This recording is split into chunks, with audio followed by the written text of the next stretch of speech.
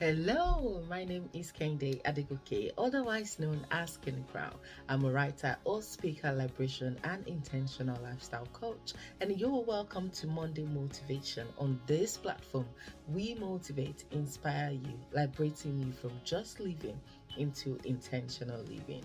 And if this is your first time being on this platform, please do not hesitate to like, subscribe, share, follow us, and most importantly, we would love to hear from you.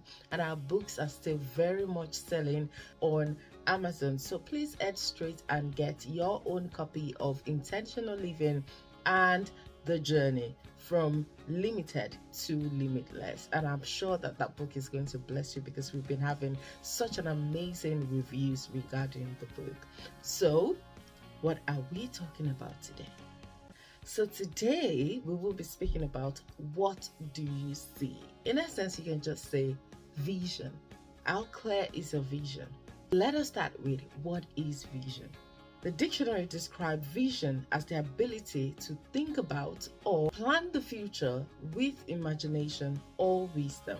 What this is simply telling you is that vision is something that you think about, you preempt it, you have that dream inside of you, you have carved your future in a particular structure where you want it to be. You've envisaged how you want your future to be, or what will be a legacy for me in the future, or where will I make impact, what's going to be the result of what I am now in the future. Now it boils down to, what do you see? Are you a short-sighted person, or can you see far, or can you plan big, or can you think big? Then you'll be able to determine what your vision is. When you apply vision to the future, you can then create a mental picture that can be used to direct your action. So what is that picture that you are painting for yourself?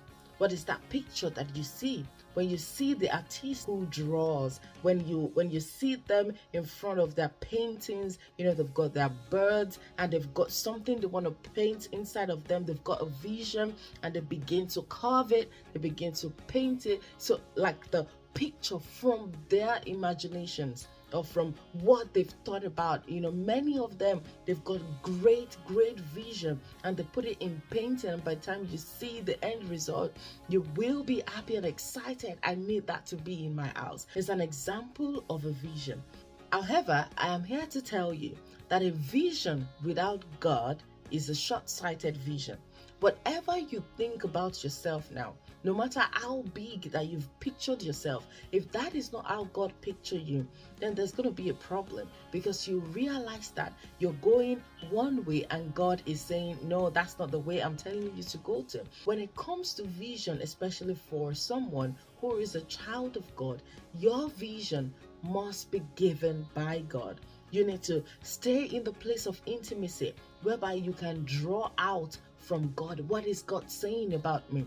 What is God's plan for me? The Bible makes it clear to us that there is a purpose for every man on earth. So which means that you are not an exemption. If you've been seeing people doing really well in their choice of influence, or you've been seeing somebody doing so good and you want to be like that person, yes, that person is worthy of emulation, but is that where God is telling you to go? Is that the plan that God has for us? The thought that God has for us is of good and not of evil, to give us an expected end. That expected end is something that we do not know. We cannot grasp it with our own understanding or with our own imagination, which is why we need to see through the lens of God. What is God saying concerning me? What is God saying concerning that situation? What is God planning for me? What is God's biggest plan for me? Because if it is God planning, if it is God revealing that vision to you, it's going to shake you. You are going to think and doubt yourself for a minute. Can I actually achieve this? That is God's vision for you. God's vision for you is bigger than what you can ever think about yourself. I want you to take a moment, sit back. The journey of my life right now, is it towards the vision? Am I walking in the path that will lead to the vision that God has shown to me? Or am I doing what God has revealed to me? Because trust me, if you fail to do that, then you realize that you'll be frustrated. You realize that nothing would seem to work. You realize that you would have attended so many webinars, so many masterclasses, still you will not be able to get that result. Most importantly, there will not be satisfaction, because that is not where God is calling you. You need to understand your vision. You need to understand what you saw or what is being shown to you, and it can only be shown to you in the secret place, in the place of intimacy, in the place of total surrender, in the place of knowing that, yes, this is what God has revealed to me. I remember years ago, I had no idea where my life is going. I had no structure. I had no plan. Yes, I thought about it. I wanted to be a doctor. Then I went into aviation. Then I went into business administration, and I did so many things, all in the pursuit of finding purpose, not knowing that my purpose can be discovered in the corner of my room, in the place of prayer. I don't want you to go through that journey that I have been through. I don't want you to see yourself less than what God has seen you to be. I don't want you to see yourself how people saw you or how people are revealing you to you, because that is a short-sighted vision. God is calling you into a vision that will shake you, a vision that would scare you, a vision that would make impact, a vision that is potent enough to cause a change in your society, in the environment, in your country, and in the world at large. So the question is, what do you see right now? Do you see what God wants you to see, or are you seeing what you want to see? The danger of seeing what you want to see is that you will not find satisfaction in what you see or in what you've carved or created for yourself. But if it is God that gave you that vision, trust me, you have just hit a jackpot, because that is the beginning of success in your life. So what are the advantages of vision? Number one, if it is God's vision, it's going to stretch your imagination. Remember, we said before, if it is God giving you that vision, it's going to shake you, it's going to move you, and then you begin to think, how can this ever be possible? What God is revealing to me, how can it ever be possible? So it stretches your imagination. It takes you from the place of narrow-minded person, from a fixed mindset person, to a place whereby you can expand your imagination. You want to start making your research. You want to start knowing more about that vision that God has shown you. What is God saying?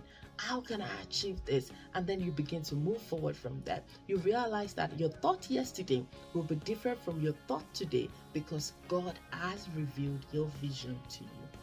Number two, it helps you set your destination. Without a vision, you realize that you don't have a destination.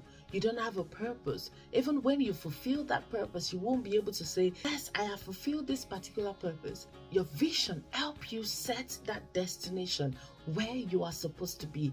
It helps you overcome any roadblocks on the way, any ordeals that you might find, any obstacle, because you know that that is not the end of the journey. The journey is still very much ahead. So you begin to look for a way to break that obstacle so that you can continue to ply that way to your destination. The next one is there is total reliance on God. So if you have been given something beyond your imagination, whereby you cannot explain, is expand your imagination, is expand you from within, then how can you possibly be able to achieve it if you are not staying connected to that person who has revealed that vision to you? So it is important for you to see God as the source of your purpose, at the source of your vision, because at that point in time you can ask him. Whenever you hit a roadblock, you can go back to the Father, what am I doing here? Whenever you feel confused, you can go back to him and ask, because he revealed that vision,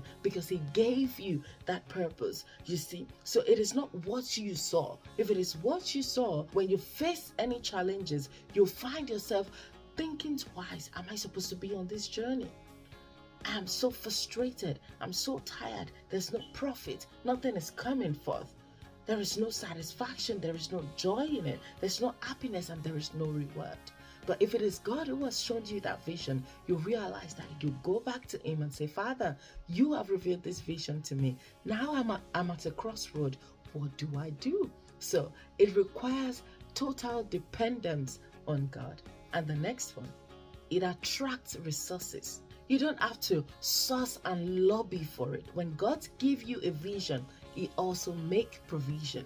You will lack nothing on that journey because there is total reliance on God. You're depending on Him that is giving you the vision, and He's also helping you achieve that vision. So whatever that you're going to need, if it's going to be manpower, God is going to provide. Financial stability, God is going to provide. And also there is a way that God's vision connects you with top leaders, people who are grounded. That is what God's vision can do for you. The last one is inspire risk and trust, because you know that you are taking a risk on it. To put it in a context, you're taking a risk on God, saying, Father, without you, I cannot do it.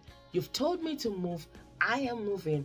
I am trusting. I am dependent. I am relying only on you, because I see no possibility in this, but you see possibility, and I am trusting you on this, and I am going with you. And before you know it, you realize that you are breaking new grounds already, and you are fulfilling purpose. Again, I'll ask you, what do you see?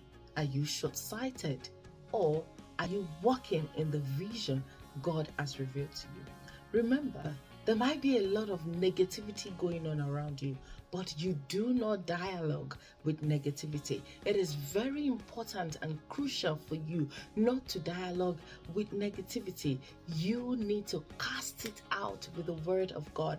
If God has given you that vision, then fear has no space. You need to cast out fear so that your faith can stand and can push you forward to fulfilling that purpose. So till I see you again next week, if you fail to allow vision drive you, then you realize that something insignificant will begin to drive you, such as those thoughts in your mind. Those little thoughts are deadly to yourself, to your now, and to your future.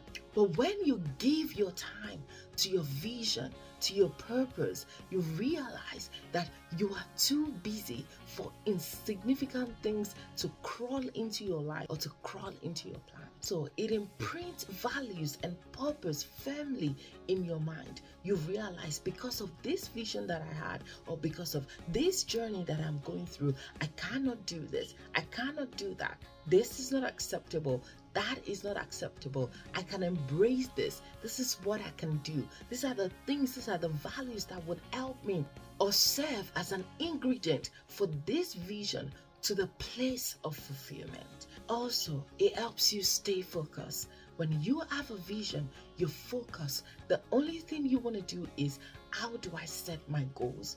How do I plan for this? What do I need to do? What are the next things? Who am I supposed to affect? Am I affecting those that I'm supposed to affect positively? What is the impact? What is the turnover? What am I doing? Am I still on track? All of those things will so much occupy your heart, will so much occupy your mind, that you will not have space for insignificant things. Do not be short-sighted. Go back to the place of prayer. Ask God, am I still on the right path? Am I seeing what you want me to see? Am I on the journey where you want me to be? And if your answer to all these questions is yes, then please do not stop. Keep trusting on Him. Keep following the plan. Keep going through the process, and you will fulfill your purpose. The reward is certain. Bye now.